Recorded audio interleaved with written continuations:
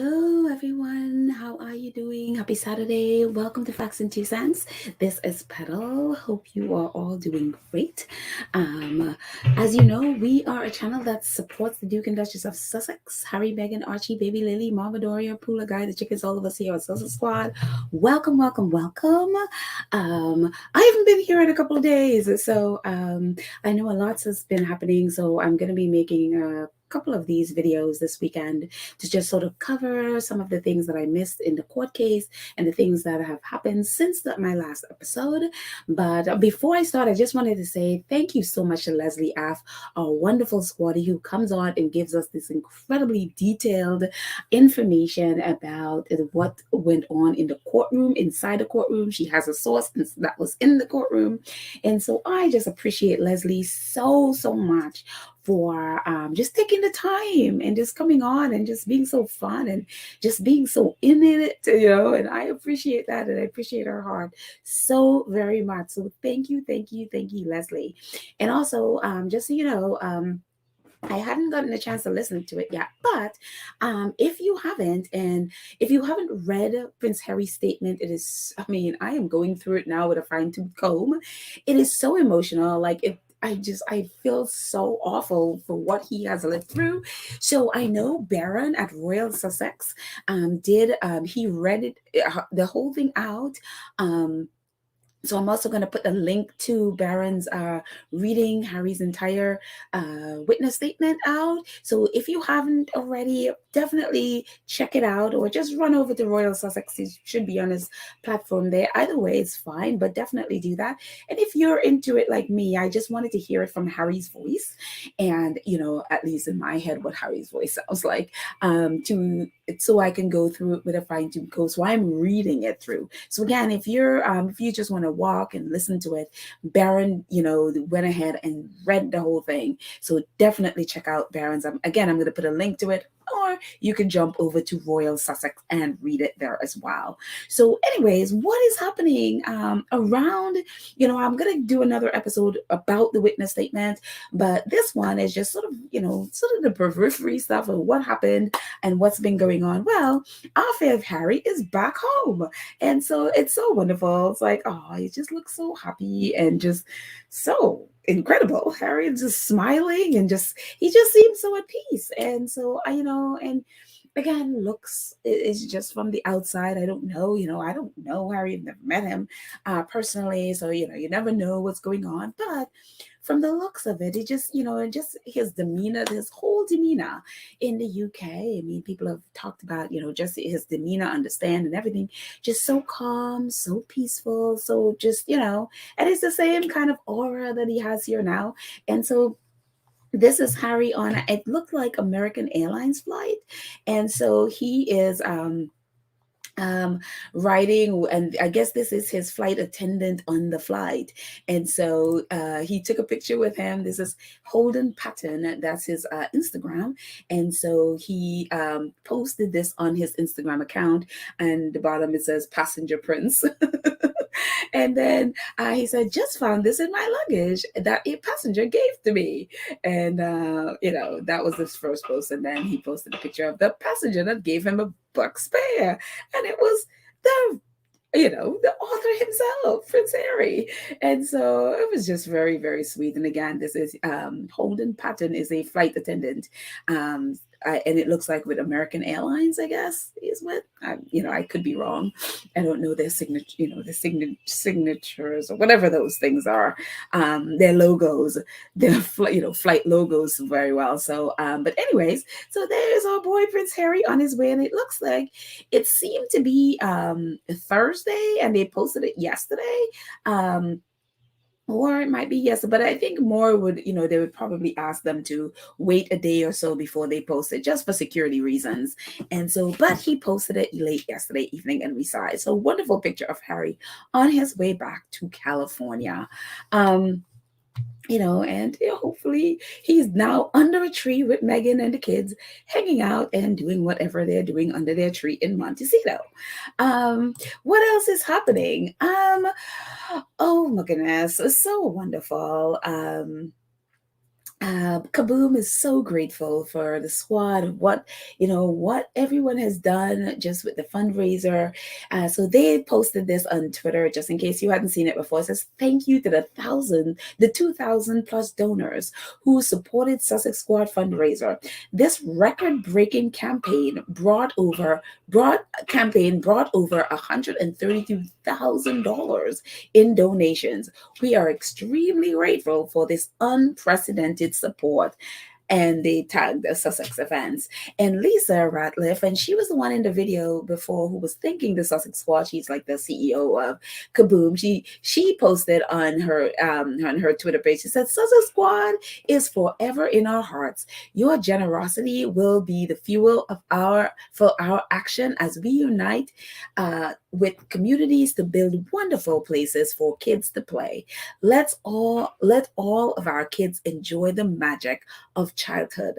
Hashtag play space equity can be achieved in our lifetime. Won't stop. And so they are just so excited. And of course, we are all excited about it to be able to, support them and join them in them building play spaces for little ones who normally wouldn't have that play spaces. There's so much poverty in America.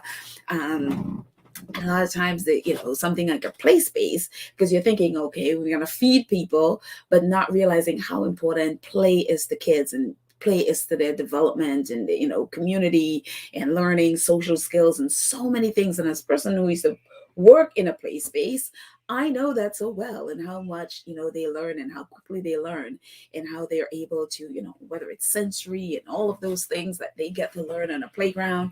It is so vital to kids to have these there, because again, it is really essential to their growth.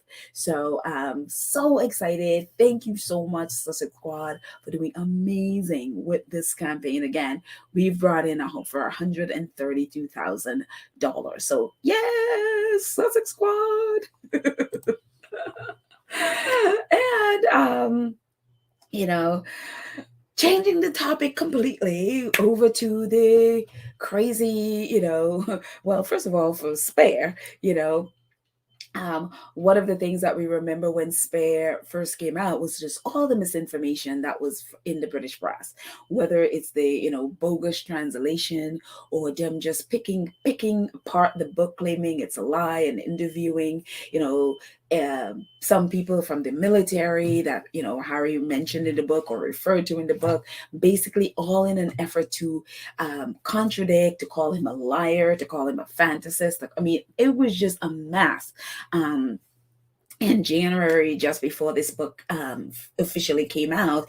And one of the things that came out was it actually was reported in the Mirror first. That's where the article first came out, was that one of the reporters who was a vet got in touch with trainer Michael Booley, who was mentioned in Harry's book as being, his flight instructor. And basically the article claimed that, that Michael Booley said that, Harry's recollection that he is, what he said in his book about training and about, those debt drops that they threw the plane in, so then Harry had to recover it and all of that stuff, that it was a complete fantasy. And that was the blaring headline in the Mirror article. And so other outlets obviously picked it up, because nobody didn't do their research. They just sort of pick up what the original article and just run with it. And so one of the papers that picked it up was the Metro. And the Metro, Michael Booley, and we talked about this, we did a whole episode on this whole thing with Michael Booley. He came out and said, no, this is wrong, this is false, I never said anything about it being a complete fantasy. He does contradict a couple of things that Harry talked about, with the sort of the order and with how they train people. But he went on to say Harry's one of his top 5 students, and so he was very upset when this came out. And he's a man who's struggling with PTSD and all of those things. So it really messed with his, mental health. And so this is from this article that came out, yesterday, was a correction. You notice how small everything is. The correction and clarifications for Michael, in reference to Michael Bully's article. It says an article published on the 22nd of January, mind you, we are in June, right? An article published on the 22nd of 22nd January followed up on the reporting from another publication, which quoted that Michael Bully stated that the Duke of Sussex's recollection of military flight training is a complete fantasy. We are happy to clarify that Mr. Bully never said those words to describe his recollection of training with the Duke of Sussex. We have removed the article from the website and are happy to set the record straight. Now, I haven't gone in and see, to the Metro site to see how far within their outlet, within their, within their paper that they have buried this correction, which they usually do. They bury them, very small print and bury them. But again, yesterday, this happened before Spare came out in January. Spare came out on I'm sorry, around when Spare came out. I think this was either right before or right after where the Mirror came up with their story.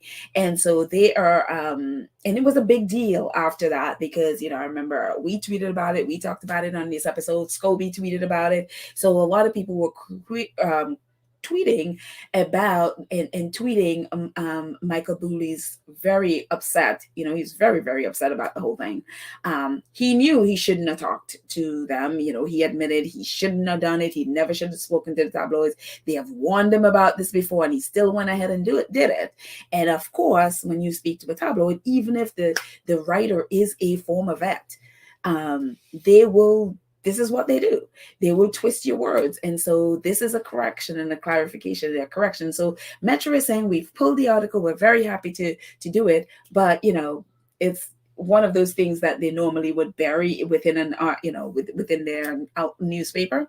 But I think one of the things that is always interesting, and one of the things that I'm always like trying to, post and make sure people are aware, is when you read stuff, especially from the UK, it's always so important to find out who is writing it and who owns the outlet that you're reading, because it's very, very important. It is very much informs the direction that they would go with an article and what they would put in an article. So with an outlet like Metro, which I think is actually a free newspaper in the UK, you can correct me if I'm wrong, UK or UK Squaddies, but to understand, it's like, one, as you can see on the right, the Metro is a tabloid.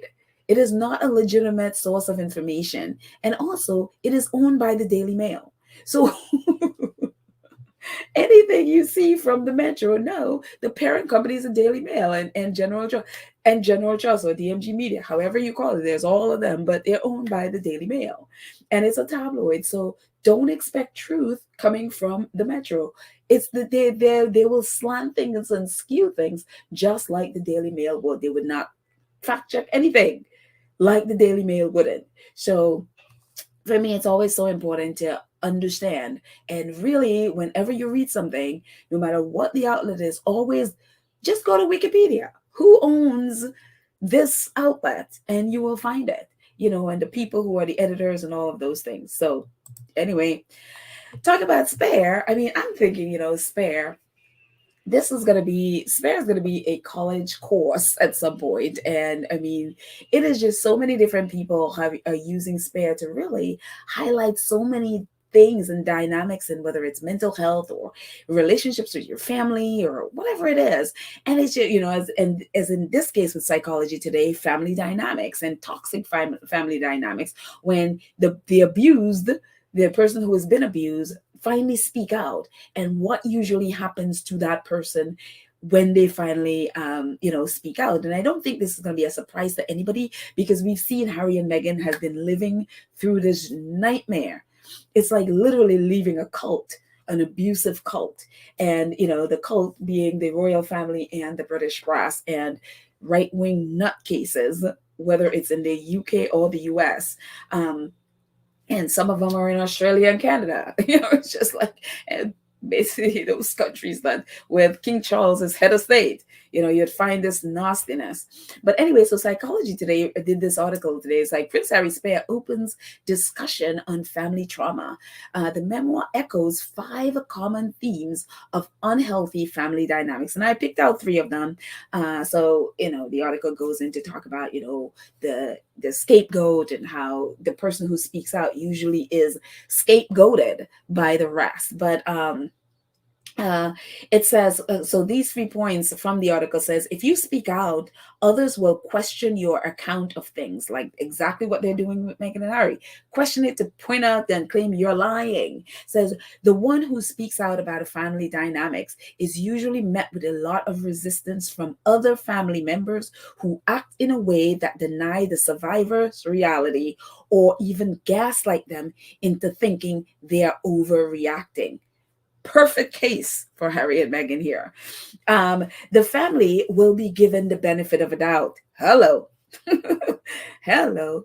There is power in numbers, but often the power comes from those who do not speak, from those who do not want to speak out against those who have control. When someone comes forward and shares their story, they are often met with resistance from people inside and outside the family. Case in point, the British press and all of those in the UK. Number 4, it says the one who speaks out is thought of to be dishonoring the family. Hello. The one who speaks out about their story is blamed because how dare you speak out against them after all they did for you? Instead of looking at the actions of those who did the damage, society blames the survivors for speaking out and dishonoring the family. And we see this this is so clear. This is exactly what Harry and Meghan are, the trauma that they're going through right now. Speaking out, they are now treated as if they are the abusers. They are the ones to blame. Just all you gotta do is look at what the British press does. The gaslighting, it is just, this is like perfect case. So Harry and Meghan are the perfect examples for people leaving toxic family relationships. And so it is just, I am so happy that Spare is opening so many people's eyes, and so many people are getting benefit of seeing. And if they're in situations like this in their families, that they can point to this and it's like, yeah, you know what? I'm not crazy. This is exactly what they're doing. This is exactly what's happening, And so they're not like, if they left that situation, they're not completely flying blind, like, oh my gosh, I'm the only one who's going through this. Spare is the perfect example where you can look to like, wow, if Prince Harry can be going through this, then whoa, There you go. So it's just really, I'm really happy to see how many people this book is helping. What else is going on with this? Yes, a little bit about the court case drama in the UK. And this happened a couple of days ago, when right after Harry got off the witness stand, Miss Kerr, what is her name? Oh, shoot. Is it Kate Kerr? Oh, no, I don't think it's Kate Kerr. Jane Kerr, I think her name is Jane Kerr, Miss Jane Kerr. She was an editor for the Mirror, where she worked with Piers Morgan. She was there from 96 to 2007. And so she was called to the stand, and, they said she was nervous. She was, the majority of the things, she's like the evidence that was in her articles, or where she got those quotes from, and all of those things, all of it she claims she doesn't remember. She also claimed that there's also that she paid, or private investigators about 900 times to get information. And excuse me, it's just a little hiccup there, but she claims she doesn't remember, she doesn't know where they got the information from. I'm like, you're gonna pay a private investigator or these kind of people 900 times, and you don't know where they're getting the information from? That is highly unlikely to me. But one of the things that came out of that, one of the things that came out of it was, one, she didn't appear in court willingly. The judge is who dragged her into court, because 10 of the articles, I think there were 33 articles that was presented in court in Harry's case. 10 of those articles were written by her. And so the judge pulled her into court. And so, and that's why she came, and, people were saying, she just seemed unprepared. She just wasn't, she was nervous and everything. She's like, she doesn't remember, she doesn't remember, she doesn't remember, all these quotes. I'm like, you wrote these articles, I don't care how long it is. You don't remember where these quotes came from. You don't remember where these information came from. You again paid these people 900 times and you don't know where they get information. Highly unlikely. She's an editor of a news outlet. And one of the other things that came out of there was again about Piers Morgan, as he was the editor at the time. It says the former Daily Mirror, as you can see on the left from the Reuters, says the former Daily Mirror editor said her former boss, Piers Morgan, would inject information into her stories without explaining where it came from. And the BBC, pick up with the BBC reporting on it, says Miss Kerr, who is Jane Kerr, who is the woman who the judge dragged into court, who worked for the Daily Mirror royal team from 1996 to 2007, told the High Court that Mr. Morgan would add snippets of information into stories she authored. She said he might have been speaking to someone at the palace, but she would not know who. Ms. Kerr added that Mr. Morgan, who was the editor of the paper from 1995 to 2004, took a whole genuine interest in the coverage. In her written witness statement, Ms. Kerr said that he engaged with the palace press office and would occasionally direct or inject information into the stories. Prince Harry alleged about 140 articles published between 1996 and 2010 by NGN, the publisher of the Daily Mirror, the Sunday Mirror, and the People, contain information gathered using unlawful methods. And that's the thing with me and this. I'm like, she is, again, testifying that Piers Morgan would just inject these things into her articles, whether it's, getting it from his relationship with the royal press office or Prince Charles or whomever, Mark Bolan or whoever from his office. She doesn't know where and again, she's an editor too, of the Mirror. You're going to tell me she doesn't know? She had no idea any of this was happening. I don't believe anything she says, but again, he was very much engaged and is always either occasionally directing or injecting information into a story that she didn't already have. And the thing about it for me is like, well, if the judge is going to haul her into court, why is Piers Morgan not hauled into court? And I'm hoping at some point during this testimony, this trial, that Piers Morgan is going to be hauled into court because, again, he was her boss. And, more than one people, including Omid Scobie, including Alistair Campbell, including Graham Johnson, they all named Piers Morgan as either being involved in it or knowing that there was hacking going on at the Mirror. So why is she, the woman, hauled into court when she was his junior? Yes, I know she wrote 10 of the articles. So if she was rightly hauled into court. But again, Piers Morgan was the editor over all of them. Why isn't he hauled into court? And for me, that is what needs to happen. Piers Morgan, this case should not end without the judge pulling him into court and making him answer the questions to those. So I'm hoping that is the case. I don't know. British court system is a little weird. So, and my next episode will talk a little bit about that, because in the Expose News, which is Graham Johnson, who owns Byline Investigates, owns Expose News, and I've been posting videos from them in our community page, so hopefully you got a chance to look at it. But he also talks about this, talked about Piers Morgan. I was like, this man needs to be pulled into court. He definitely needs to be pulled into court. And that's one of the things Graham Johnson mentioned when he was testifying. Why isn't Piers Morgan here answering questions? That's one of the things he asked. And I was like, yeah, exactly. Why isn't Piers Morgan answering questions to this? So I am like, no, he needs to be pulled into court. So anyway, another thing that has happened out of the blue, I'm telling you, when I tell you there is no journalism, there is no legit journalism in the UK, I am not kidding.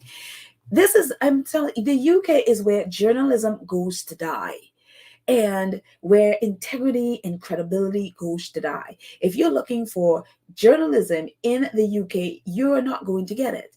And so Economist, case in point, The Economist. This is a paper that Meghan even name checked them as, she's like, I don't read, I remember, I think when she was pregnant with Archie and she did this, I think it was a Women's Day talk. And what she talked about, not really, she doesn't read the tabloids, but she does read The Economist. And so she name checked them as one of the paper that she reads. And, so it was quite surprising, the last couple of days. I think the day that Harry testified on Monday and Tuesday, The Economist had, and the 7th and the 8th, actually, they started writing these snarky, and they apparently wrote this snarky article. I'm like, I'm not even reading the article. I just read their Twitter post. And it was just this snarkiness about Prince Harry. And I'm thinking, this is supposed to be a legit news outlet. Why are they writing this? I mean, I would expect that behavior from the Daily Mail. I'd expect that behavior from the Sun or the Express or the Mirror. I wouldn't expect that from The Economist. You know what I mean? I'm thinking this is about the economy. It's about finance. It's about stuff. And yet here's the Economist. So this is what they read. And I'm going to move out our banner there. So if you are new here and you haven't subscribed, go ahead and subscribe and click the notification bell so you know when we drop a video. Please like and share this video. And if you are able, please join. By the way, we're over 7,000. Yes, thank you guys. So I'm just going to move my banner here. And let's just get rid of this banner here for a second. Give me 1 second. Banner. All right. Get rid of that banner. And so this is what The Economist wrote on the 7th, which is Wednesday. Prince Harry, to add to Prince Harry's complaining on film, streaming now on Netflix, and Prince Harry complaining in print, a $28 for all good bookshops, from all good bookshops. Now Britain can enjoy Prince Harry complaining in court. And it's just like, it was just so out of nowhere for The Economist to, and again, I don't really pay a whole lot of attention to them. So I don't ever remember The Economist being, from what, every time I come across them, I don't ever remember them being snarky or nasty to Harry and Meghan. And all of a sudden, Harry's in court testifying to phone hacking or illegal information gathering. And The Economist is like, he's, you can add to him complaining on Netflix, complaining in Spain. Now, hear him complaining in court. And then they also wrote, the bottom, you can see, most witnesses do not turn up in court that are named after their families, sit there before family crest and to be questioned by a barrister, king's counsel, who are named after their fathers. I mean, we talked about that a couple of episodes about the British system, how in the court is, it's in the king or King Charles's court, and, and all of that stuff, king's counsel, which one of them is the defense attorney, Andrew Green, is also a king counselor for the king. So we talked about all of this, but the snarkiness of which they are reporting it, that Harry, most witnesses don't have the privilege of going to a court that is all about his family. Like, Harry didn't create it. That's how it is. What is he supposed to do? And then they also went on the next day. They didn't stop. They went on. This installment of Prince Harry whining is far superior to its prequels, namely because it hasn't been performed either as a solo lament or to sympathetic agreements of other interviewees. And it's just like, what?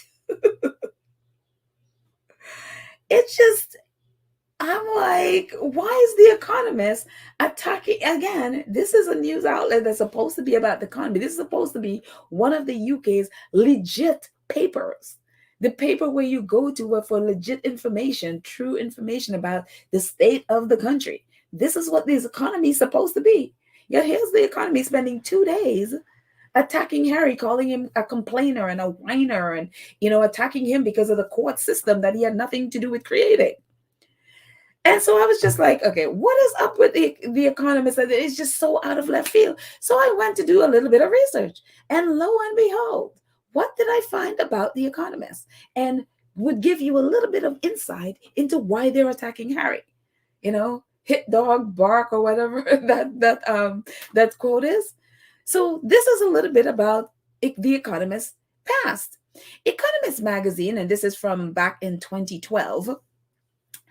Economist magazine faces contempt in Bangladesh. A Bangladesh war, and I'm just reading the highlighted portion of this. A Bangladesh war crimes tribunal has accused the British magazine The Economist of hacking the computer of its presiding judge to record conversations and read emails he exchanged with lawyers. That's right. This paper in the UK that's supposed to be legit is accused in Bangladesh of hacking into a judge's computer to read his emails and listening on his recorded conversations. And you're like, are you serious? Are you serious? And so whatever the case was, and there's not much more information about whatever the case is that this judge is working on, this supposedly legit news outlet hacked the judge's computer. And it goes on to say in this article, and it's in an article published Sunday, The Economist said it had heard 17 hours of recorded telephone conversation and seen over 230 emails between Huck and Zerdan, which I would guess those are the judge and the lawyer, which is what they were doing. And it goes on to say if these emails, if genuine, will indeed raise questions about the workings of the court, and we are bound to investigate them as fully as we can, the article says. So this is The Economist sort of bragging about the fact that they have 17 hours of recorded telephone conversations and seen over 230 emails between the judge and the lawyer. And dropping down to the other highlighted portion at the bottom, it says, but the tribunal said the materials were obtained illegally and accused the magazine of calling the judge for comment, adding that interviewing a sitting judge is illegal and tantamount to contempt. Under Bangladesh law, a contempt conviction carries up to 6 months in jail. So they are threatening the reporters from The Economist with jail. And other highlighted portions on the right, it says, in an order passed last week, the tribunal accused The Economist of computer hacking and asked it to explain how it got emails and heard Skype conversations between a presiding judge, Mohammed Nizamul Haq, and Ahmed Zaudin, a lawyer of Bangladesh origin living in Brussels, Belgium. The other highlighted portion goes on to say it accused the magazine of interfering into the work of the tribunal and violating the privacy of its presiding judge. Again, this is The Economist. And so this gives you an insight into why they're angry at Harry, because Harry is exposing what they do. Again, this is 2012. That they are accused of hacking a judge and a lawyer's computer. Either they hack the judge or the lawyer's computer to get 17 hours of recorded telephone conversation and 230 emails. And Bangladesh is like, this is illegal. You have gathered this information illegally. And so I'm trying to find out what and how this all ended up again, because this is in 2012. But this is why they're upset at Harry, because Harry is exposing this very thing that this so-called legit news outlet has done. They are also part of hacking people. And it is disgusting. It is so despicable, because I'm like, why out of nowhere that they're going to be attacking someone who is, you would think a legit outlet would be like, yeah, Harry, let's have legitimate news. Let's have, a press that is trustworthy. Let's have a press that people can be proud of. You would think a magazine like The Economist would be happy. But seeing their reaction is what led me to go try to find what is going on with them. And now I know why they're upset. Now I know why they're attacking Harry, because allegedly they are involved in the same exact thing. And they don't want to be exposed. This is disgusting. I'm telling you, journalism, UK is where journalism goes to die, where integrity goes to die, where truth goes to die. These people are corrupt beyond belief. It is unbelievable how corrupt it is in the UK with the press. Unbelievable. So people were tagging them. I posted it on Twitter and people were tagging them and, retweeted it hundreds of times because everyone now is like, oh, okay, now we understand why. Because they too are allegedly criminal. They too have allegedly done this criminal act as well. So yeah, as that saying, a hit dog holler. Yeah, there you go. And I posted this on our community page, and I hope you guys got a chance to watch this video. This is Graham Johnson. This is a guy, we've talked about him numerous times also in the time when in an episode where I titled it, Prince Harry's court case, the unreliable, I think it's called the unreliable witness or something like that. I talked a lot about Graham Johnson. Graham Johnson, again, is the owner of Byline Investigates. He also is the owner of Expose News. I posted a few of his videos in our community page talking specifically about this case, Harry's case. Graham also testified on behalf of Harry's case and talking because he was also a reporter at the Mirror. He worked there with Piers Morgan. He worked there at the time when it was hacking and blagging were the norm. He is also a convicted hacker, just so you know. Again, I mention this all the time. He's also a convicted hacker. In fact, when he was convicted, I think his boss was convicted and he knew they were going to get to him. So he sort of gave up himself. And then I think he got like a 3 months or something suspended sentence, something like that. But he is also a convicted hacker. And so he is, he had his come to Jesus moments. And now he is helping claimants, the very ones that they hacked, to, against the newspapers that, hacked them. And so again, he's working with Harry's team. So when I say none of these people are good guys, none of them are good guys. They've all done the dirty. And, Graham has now decided, like, you know what, I'm going to turn my life around. I'm going to come clean with what I've done and help others who were abused in the system. And that's what he's doing. So again, he is the co-owner and editor of Byline Investigates. And he's also the owner and an editor of Expose News, which do a lot of the videos. And our own RS Locke was on their video a week ago or something like that, talking about Harry and also the case. But on this video, he also, talks about how Harry is shining a light on a case that was dead. This was literally a dead case. Nobody was talking about it. And then when Harry became a part of it, it's now a global, everybody around the world knows about it. And he also name checks the Sussex Squad, that how the Sussex Squad, it is like, it's a global community. It's all around the world. It's mostly in America, so on this video, so I hope you're able to see it. It's on our community page. I'm going to try to post it in the description of this video as well. So yeah. Again, always important to know who it is you're listening to, when you listen to reporters, you're watching them, reading their news outlets. For me, it's so important to know who you're listening to, what their background is, why they would be writing this piece, whether they, and again, within the British press, there are no good guys, no matter who it is, not even Graham. Yes, he has turned his life around. See, that's what he said. He's turned his life around and he's now testifying on behalf of the claimants like Harry and those trying to get justice. But again, he was part of the problem back then. He was a hacker. He's also used to work with News of the World, which, when Rupert Murdoch have to literally close a newspaper, it's bad. He was working there before, where he would write all these stories and make up all these stories about, interviews and claiming stuff that was completely untrue, a lot of lies, writing articles with, supposed quotes from people that I think didn't exist, and all of this mess. Even claimed that to have, I think, met or seen the Loch Ness Monster, I think, wrote a stuff. And so he got fired from there. And so he came from a really bad past and from doing really bad things, and then went to the Mirror and then was convicted for phone hacking. And so now, again, he's, again, quote unquote, he's turned his life around and now he's helping the claimants. Again, we all have stuff in our past.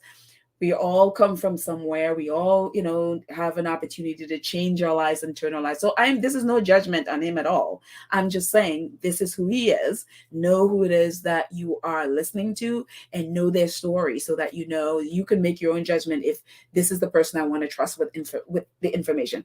This is not saying that, the stories in Byline Investigates is false. It hasn't been false. It's been true.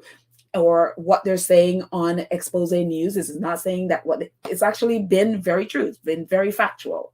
But again, always know where it's coming from. So, and I read Byline Investigates all the time and also listen to Expose News. So, which is the videos I posted in our community page. So there you go. Moving on. Yes. I'm telling you, Kate Middleton has been a part of the royal family for how long now? And this girl seemed to have not learned who the royal family is. I'm like, girl, you've been a part of this family and you just don't know who they are.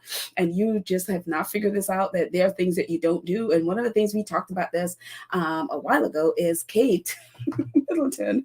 I think she was feeling herself or something. It's like, girl, you just feeling yourself and you just got, believed your hype a little bit too much.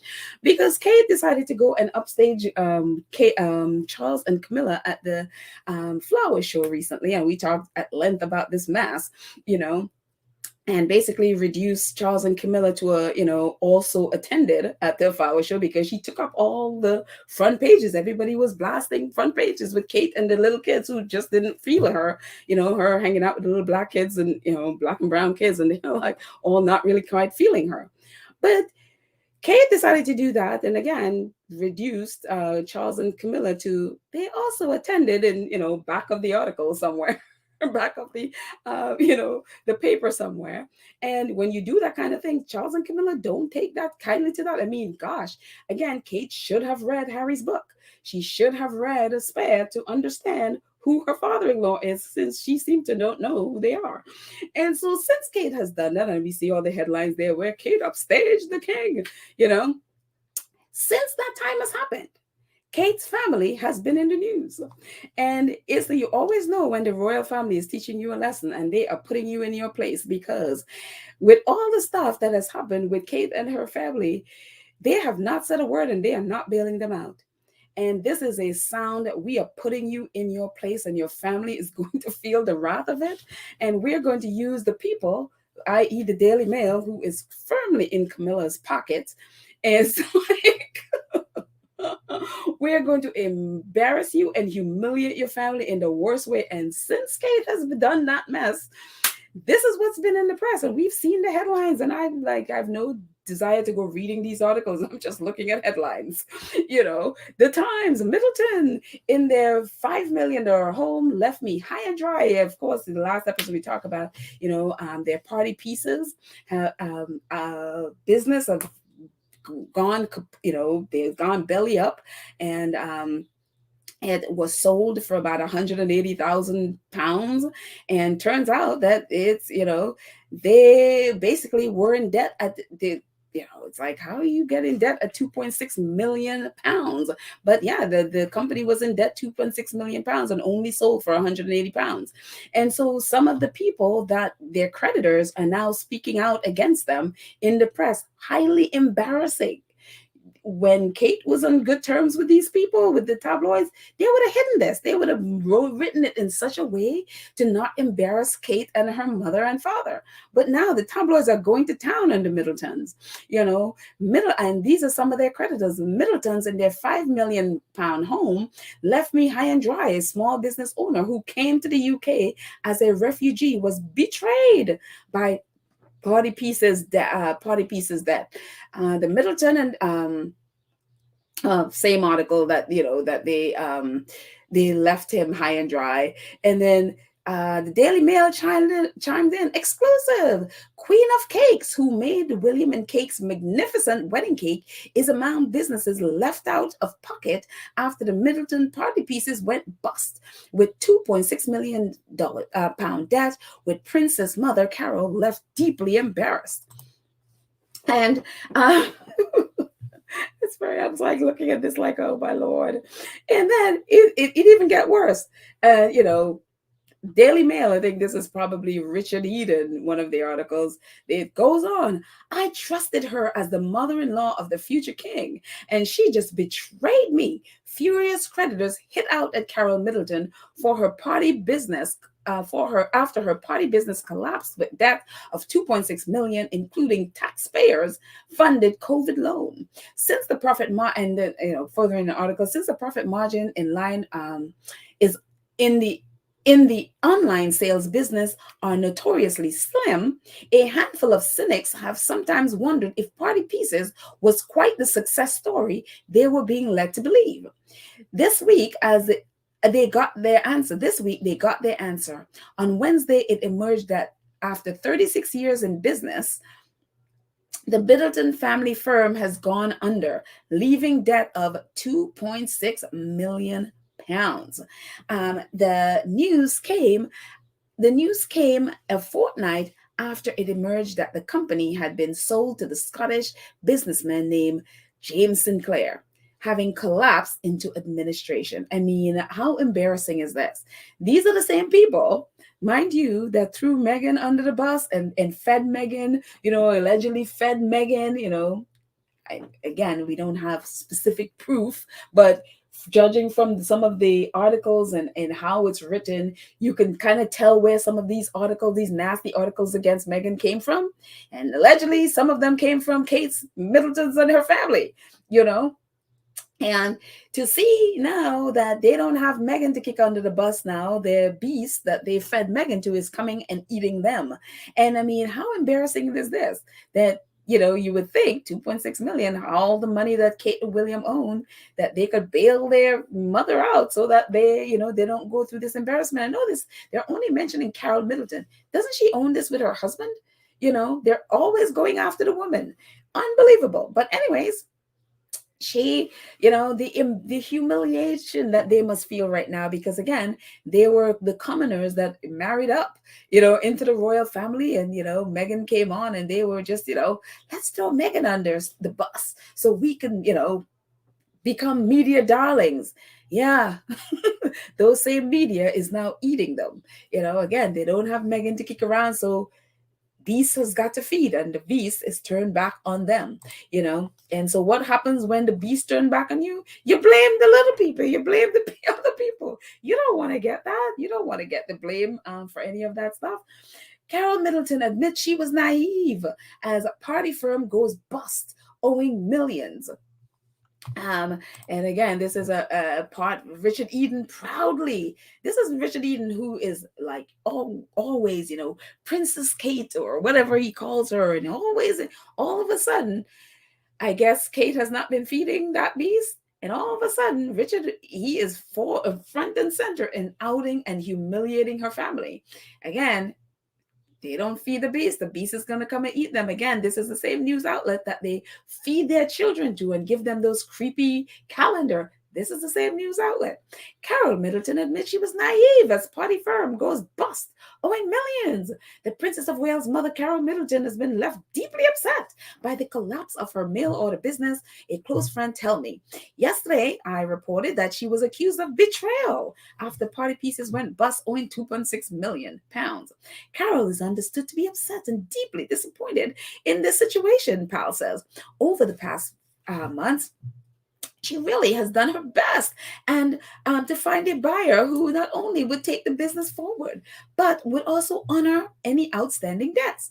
Carol believes in accountability, of course she does, and accepts that she had been a little naive to step back and trust someone else to run the business. She has spent decades nurturing and has been desperately sad to see the company sold off in this way. The friend claims the truth is Carol has stepped back from the business over 3 years ago, trusting the day-to-day running to a new management team. And, you all can look at the rest later. But it's just like, it's very interesting when things go bust and they have to take responsibility. Notice that says she believes in accountability. And then it goes right on to claim, instead of taking accountability and be like, you know what? Yes, it's me. I'm sorry. She likes accountability, but then goes right on to throw the people who she claims run the business and not her under the bus. Oh no, I like accountability, but it's not me. It's those people that I allow, like this new team that is now running the company, that is to blame for all this. I didn't do anything wrong. And I'm desperately sad. And I was naive to trust them to run my business. And look at what they've done to my business. But no, I like accountability. I really do. It is unbelievable with this mess. It is absolutely unbelievable. But again, Carol Middleton is not taking responsibility for any of this stuff. And again, as they said earlier, she lives in a $5 million house. They should come after the house. They probably can't because, again, it's a business that is separate from what she owns personally. But again, this is the beast that they've been feeding, that now they don't have Meghan. Meghan is not there for them to feed to the press. Now they have to take, now the beast that they have been feeding has now come back to bite them. So I'm telling you, the fact that, again, that Kate Middleton doesn't seem to understand the family that she's in, again, all that money that William, has inherited now that he is Prince of Wales. How much, does Kate own any of that? Does she have money of her own? Does she have, you would think she would come. This is the mom that she, completely, at least people are led to believe from their news articles about how close she is to her family, that she would try to bail them out and spare them this utter embarrassment. But no, it doesn't seem to me that Kate probably owns any of that stuff. Has William, does she have her own bank account? Does she have her own assets that she could have, spare her parents this embarrassment? It doesn't look that way. So anyways, it'll be interesting to see what happens with that. Yeah, it'll just be like, okay, we'll keep you updated. Anyways, moving on from them and their mess. Again, I have no skin in this game. It's just interesting to see when the royal family want to teach somebody a lesson and want to, completely go against it. This is what they do. They do this all the time. We saw it with Edwin when they want to slap down Edwin and Sophie for, basically campaigning for the Duke of Edinburgh title, what they were doing when Prince Philip died. They got brutally slapped down.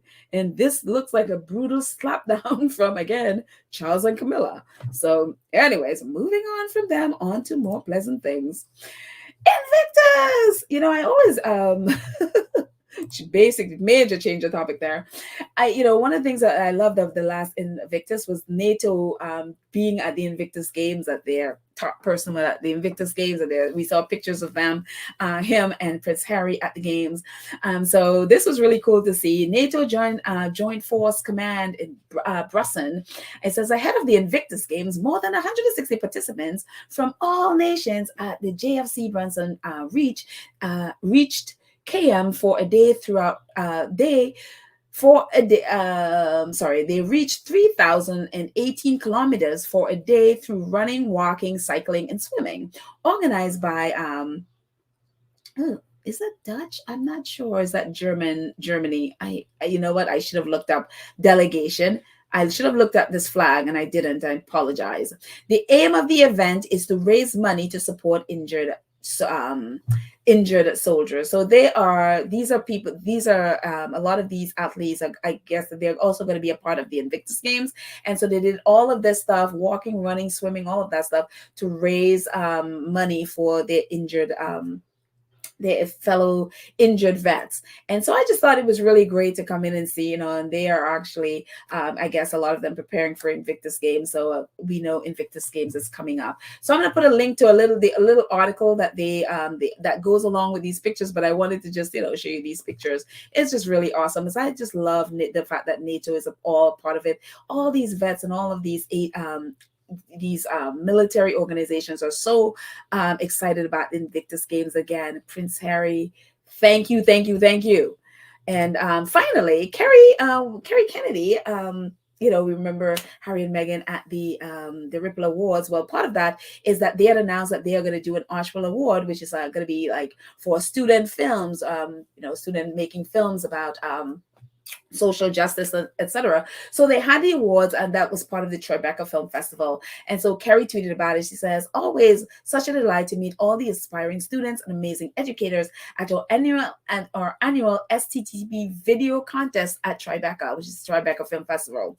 Congratulations to all, with special shout out to Tahir Hojjakulov, Naba Sheikh for the grand prize, and Ella Daniel and Sam Record for the Archwell Award. And so I have to find, there was a little blurb that goes along with it, and for some reason I lost it. But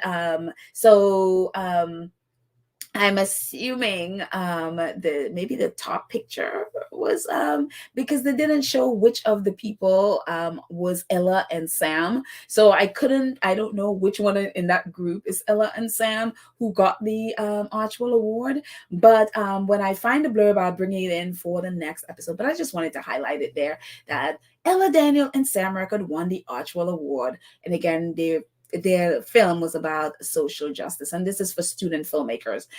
So it is really exciting. So anyways, that's it. That's all I got. Thank you guys so much for hanging with me and for watching. I'm going to post this a little bit later on. And so I look forward to seeing all of you.